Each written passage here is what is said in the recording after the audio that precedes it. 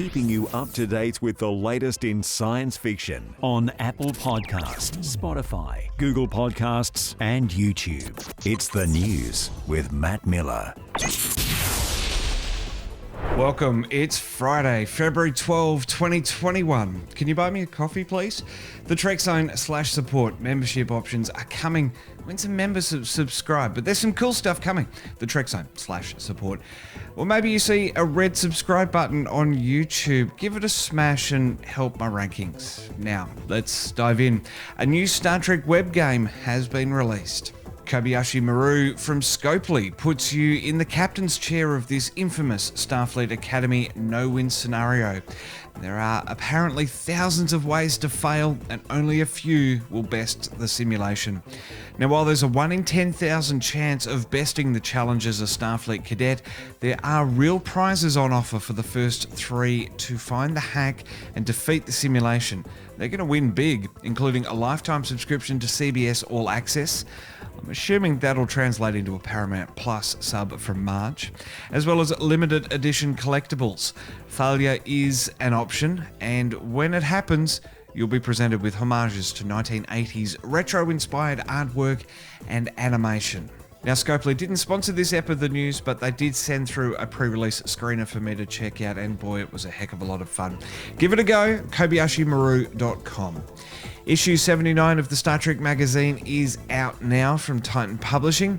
In this edition, Discovery showrunner Michelle Paradise, composer Jeff Russo, and James McKinnon and Vincent Van Dyke from Picard's makeup and prosthetics team sit down with the team at the Star Trek magazine to answer the burning questions about the shows. Paradise noting that it was tough to join Discovery during the second season. Russo taking time to talk about how Discovery's time jump doesn't necessarily mean he's free of the past. Character themes are still used, but the new ideas are generated for new characters. And there's a fantastic spread about the makeup and prosthetics work on Picard from McKinnon and Van Dyke. The Star Trek magazine is out now. Now, a couple of interviews this week have spurred on theories as to how Discovery moving forward is going to tie in with that Short Treks episode. Calypso, from way back in the first Short Treks run, saw an AI in control of a derelict Discovery far into the future. Now, Alex Kurtzman on the Blurred Girl podcast has said that they definitely want to connect Discovery's future with that episode. We've already seen hints in the third season with Vidraish used as another term for the Federation, the Sphere data moving into the Dot 23 robots and helping the crew retake the ship, and also a fancy for old-timey movies. Plus, Zora, the future AI, has been speaking with Saru in the form of actress Annabelle Wallis reprising the role. We're told this will play out over the episodes to come, but it'll likely be a slow burn depending how long Discovery runs. Well, time for an update on the science and space news of the week. The GLEAM survey from the Murchison Wide Field Array in Western Australia has turned up some interesting findings about dark matter. Astronomers have detected 50 million light-year-long filaments in the cosmic web and found that they possess weak magnetic fields that could help explain why the universe is expanding faster than it should. Rocket Labs has launched another successful payload to orbit with some fancy flying. Their 3D printed Curie engine performed 2 burns following separation from the second stage, one to loft OHB Group's 50 kilo satellite, that's their customer, into a 1200 kilometre orbit, and another to speed up the deorbit procedure. In total, the rocket engine burned for 267 seconds, more than double the standard length. This is a good win for Rocket Labs. They're now able to reach a sweet spot for where many satellites like to be these days. And the United Arab Emirates has successfully achieved Martian orbit following a 6-month trip to the Red Planet. Following on from our story of the week on Tuesday, Dr. Brad said in his Facebook post, "Imagine trying to merge an oversized bus, but you're doing it from over 190 million kilometres away with a communication delay of nearly 11 minutes. Oh, and you also need to slow down over 100,000 kilometres an hour in mere minutes to hit an exact point. Otherwise, you may be slungshot out into space."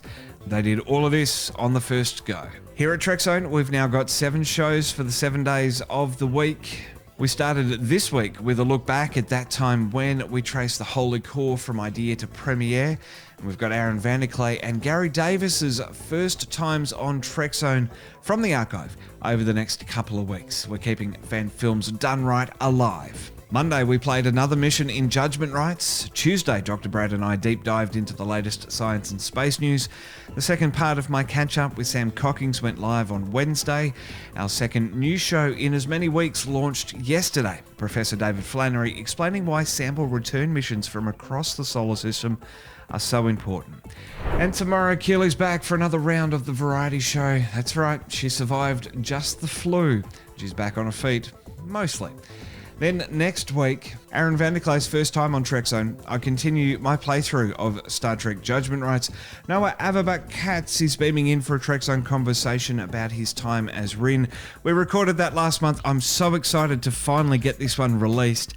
We have a special day for the news on Thursday because on Friday we're going live for Perseverance's anticipated landing on Mars. And of course, Talkin' Science with Dr. Brad on Tuesday. It's a huge week next week, so make sure you subscribe. If you see that red button on YouTube, please give it a subscribe. Give us a subscribe. Turn on all notifications as well, so you don't have to remember to come back to our channel at 12:30 p.m. every day to catch the next episode. You'll just get a notification. We're on Twitter and Facebook as well. Like and follow me there as well to get the absolute latest of what's happening here at Trekzone, the world's only daily science, space, and science fiction podcast network. You can activate notifications on Twitter and Facebook as well. Get the latest tweets from us. It's all about the shows that we're doing and the episodes that we're reviewing from Star Trek Babylon 5 and the Orville. That's right, they're coming back very, very soon now that the new website is bedded in. Alrighty, well that's the news for this week for Trekzone. I'm Matt Miller. Thanks for joining me in Studio 4. I'll catch you again for another episode tomorrow.